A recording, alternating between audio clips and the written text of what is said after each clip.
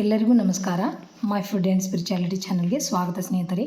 ಓಂ ಮಹಾದೇವೇ ಚ ವಿದ್ಮಹೇ ವಿಷ್ಣು ಪತ್ನಿ ಚ ಧೀಮಹಿ ತನ್ನೋ ಲಕ್ಷ್ಮೀ ಪ್ರಚೋದಯಾತ್.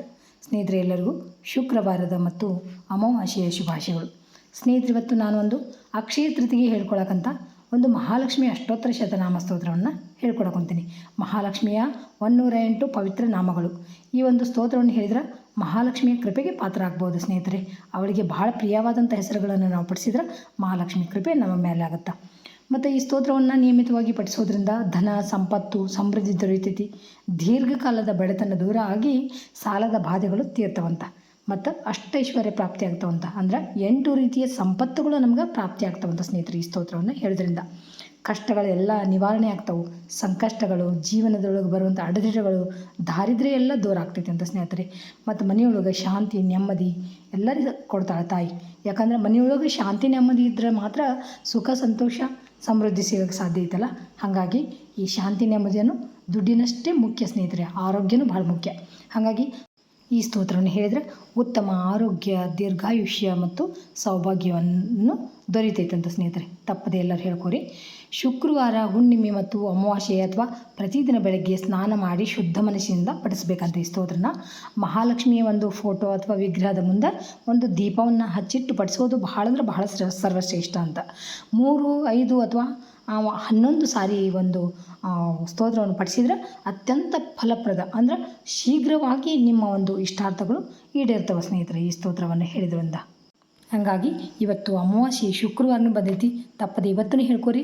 ಮತ್ತು ಅಕ್ಷಯ ತೃತೀಯ ದಿನವನ್ನು ತಪ್ಪದೆ ಎಲ್ಲರೂ ಹೇಳ್ಕೊಂಡು ಆ ಮಹಾಲಕ್ಷ್ಮಿಯ ಅನುಗ್ರಹಕ್ಕೆ ಪಾತ್ರ ಆಗ್ರಿ ಸ್ನೇಹಿತರೆ. ಸ್ತೋತ್ರ ಬಹಳ ಸರಳ ಐತಿ. ತಪ್ಪದೆ ನೀವೆಲ್ಲರೂ ಹೇಳ್ಕೊರಿ, ಇಲ್ಲಾಂದ್ರೆ ಕೇಳಿ ಆ ಮಹಾಲಕ್ಷ್ಮಿಯ ಕೃಪೆಗೆ ಪಾತ್ರ ಆಗ್ರಿ ಸ್ನೇಹಿತರೆ. ಶ್ರೀಲಕ್ಷ್ಮಿ ಅಷ್ಟೋತ್ತರ ಶತನಾಮ ಸ್ತೋತ್ರ.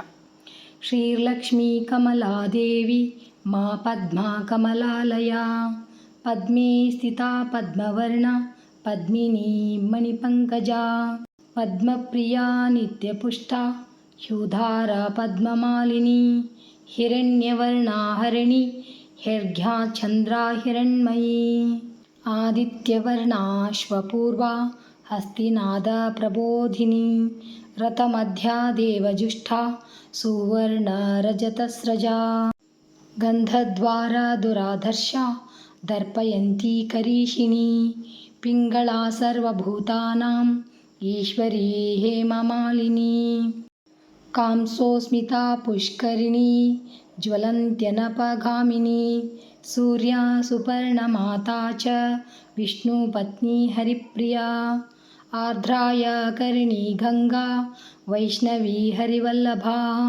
ಶ್ರೇಯಣೀಯಾ ಚ ಹೈರಣ್ಯ ಪ್ರಾಕಾರ ನಳಿನಾಲಯಾ, ವಿಶ್ವಪ್ರಿಯಾ ಮಹಾದೇವಿ ಮಹಾಲಕ್ಷ್ಮೀ ವರಾರಮಾ, ಪದ್ಮಾಲಯಾ ಪದ್ಮಹಸ್ತ ಪದ್ಮಾ ಗಂಧರ್ವಸೇವಿತಾ, ಆಯಾಸಹಾರಿಣಿ ದಿವ್ಯ ಶ್ರೀದೇವಿ ಚಂದ್ರಸೋದರಿ, ವರಾರೋಹ ಭೃಗುಸುತಾ ಲೋಕಮಾತಾ ಭೃತೋದ್ಭವಾ, ಸಿಂಧುಜಾ ಶಾರ್ಗಣಿ ಸೀತಾ ಮುಕುಂದ ಮಹಿಷಿಂದಿರಾ, ವಿರಂಚಿ ಜನನಿ ಧಾತ್ರಿ ಶಾಶ್ವತಾ ದೇವಪೂಜಿತಾ, ದುಗ್ಧಾ ವೈರೋಚನಿ ಗೌರಿ ಮಾಧವ್ಯಚ್ಯುತವಲ್ಲಭಾ, ನಾರಾಯಣೀ ರಾಜ್ಯಲಕ್ಷ್ಮೀ ಮೋಹಿನಿ ಸುರಸುಂದರಿ, ಸುರೇಶ ಸೇವ್ಯಾ ಸಾವಿತ್ರಿ ಸಂಪೂರ್ಣಾಯುಷ್ಕರಿ ಸತಿ, ಸರ್ವದುಃಖಹರಾರೋಗ್ಯ ಕಾರಿಣಿ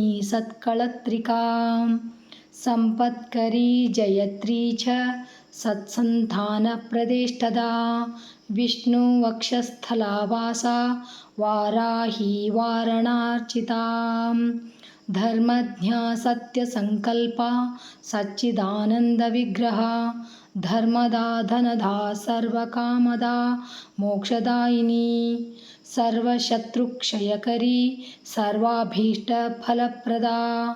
ಇತಿ ಶ್ರೀ ಲಕ್ಷ್ಮೀ ಅಷ್ಟೋತ್ತರ ಶತನಾಮ ಸ್ತೋತ್ರಂ ಸಂಪೂರ್ಣಂ. ಶ್ರೀಕೃಷ್ಣಾರ್ಪಣಮಸ್ತು.